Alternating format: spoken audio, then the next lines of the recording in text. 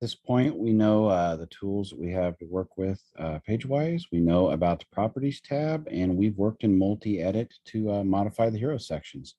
So now it's time to start throwing some content on our pages. To do that, we're actually going to go over to the standard content page and start out with some simple text, because over here on the landing page, we have this big snippet, and we're going to deal with snippets a little bit later. So let's go ahead and move over to our standard content page. And really what we're wanting to do is just some simple text edits to illustrate our WYSIWYG toolbar. So I'm going to go into edit mode here. And we've got the green main content button for the section.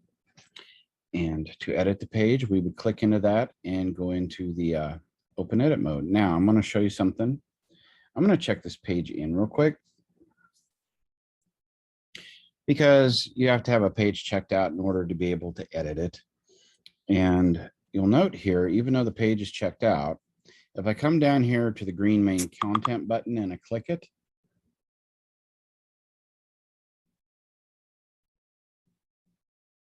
it automatically checks the page out for me. So that's a good thing to remember. And I've got a cursor. And you might notice that I've got a sudden toolbar that dropped down.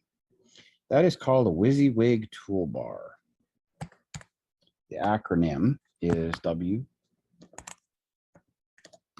WYSIWYG. Sounds like a character in a children's fantasy novel, but it isn't. It actually stands for something. It stands for what you see is what you get. This is the WYSIWYG Toolbar. And we use that to make changes to elements of our web page without having to need to know how to or go into source code and make changes that way. So let's get started with some of the basic functionality of the WYSIWYG toolbar. First up, we have the disk. And like pretty much everything else, it's save. In this case, save and exit. So if we made a change here, we would save, and it would keep the save change. It's basically the same as the blue save button that pops up over here. Both of them do the same thing.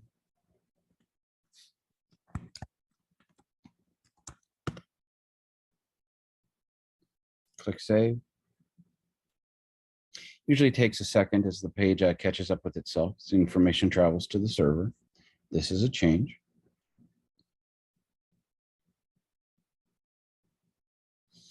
Next button we have is X, is exit without saving.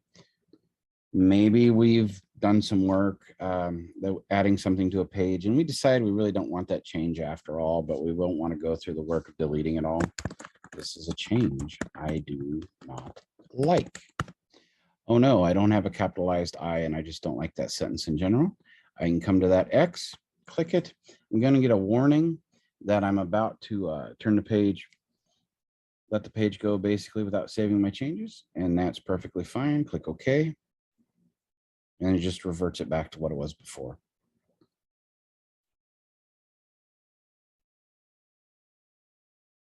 Next up are our cut, copy, paste, and you can use the buttons, but in honesty, the keyboard shortcuts work here. There's really no need to use the buttons if you're familiar with your keyboard shortcuts. Control C, for example, on a PC, or Command C on a Mac.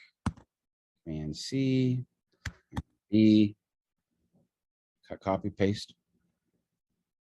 Now, the last one in the row here is of some importance, paste as text.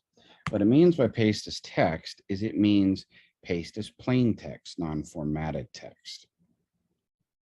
So let me explain this a little bit.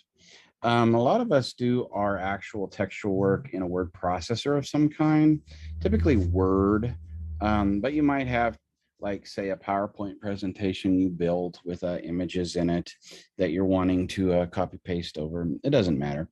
It's some other word processing application. And a lot of the time we format text in it. We make it bold or larger, underline, whatnot.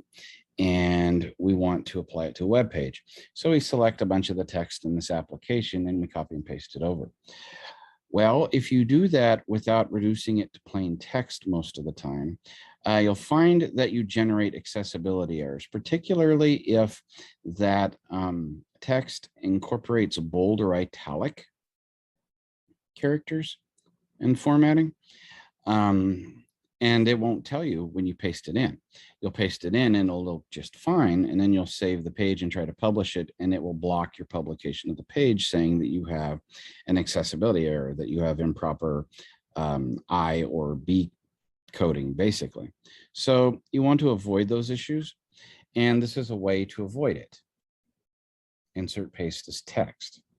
So say, if I grab some text out of a Word document I have, and I have one here with some additional resources from OmniCMS that I send out to folks, I can grab that text and I can paste it in here like so, directly from it.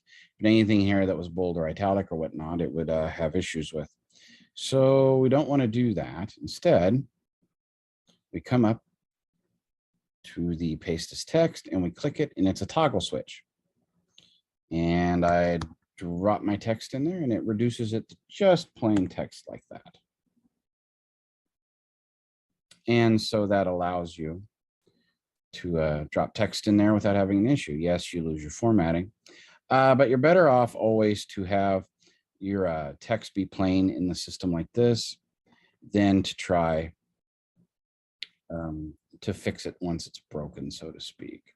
You can always use the tools in the system here to give it your bold and italic and whatnot. So let's get rid of these characters at the end, because they're going to be kind of redundant for some of the other things we're going to do. There we go.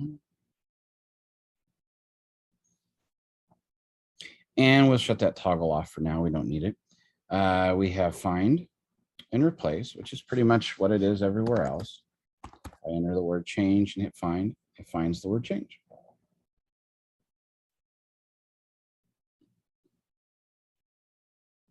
We have the undo button. We have a redo button. We have clear formatting. So this is related to, it's actually related to a source code issue. Formatted text can get stuck in a certain style if too many commands are supplied to it, and that allows you to reduce it back to a workable form. To give you an example of this, the heading up here is set to H2 header. And you'll note here on a tab right here, it says it's a heading 2. So a lot of times people will use a heading, but they don't want it to look in the style that that heading has to be. So they might select this and it's a heading 2 and say, well, that's a little big for what I want to use it for. I think I'll come over here to styles, which changes what it looks like, and set it to heading 3.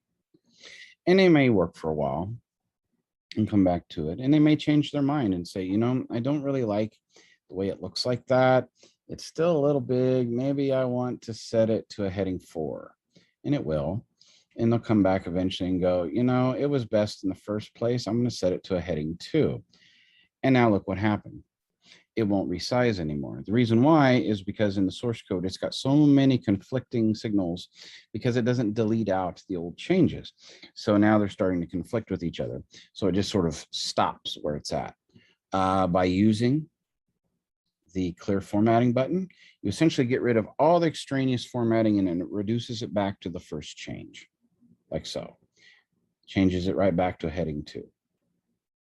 So that can be very useful if you find that you're formatting text or you're setting headings or whatnot, and they've gotten stuck in the look they're in. You probably just need to select the text and use clear formatting. Next up, we have bold, italic, strike through,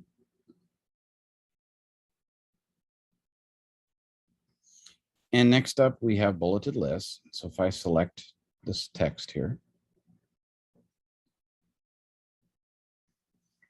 and I select the bulleted list, it's going to make that into automatically arranged bulleted list. And you have options here.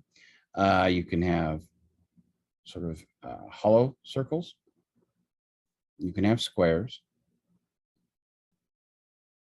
To undo it, you just click it again. Over here, we have a numbered list, like so.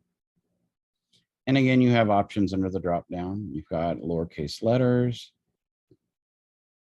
symbols, lowercase Roman numerals, uppercase letters, and uppercase Roman numerals. You have the indent and unindent buttons. And you have quotes here. And this is a tool called block quote. So this is used for call outs and particularly quotes. It lives up to the name on the website. And this takes a bit of text and gives it a special formatting with its own sort of surround box. So I'm going to select this text and I'm going to select block quote. And this is used pretty frequently on the website.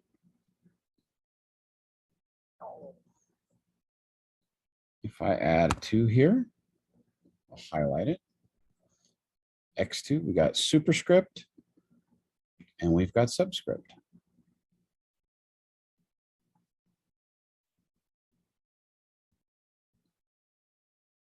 Next up, we've got our alignment, text alignment styles. We can align to the right, we can align to the center and align to the left.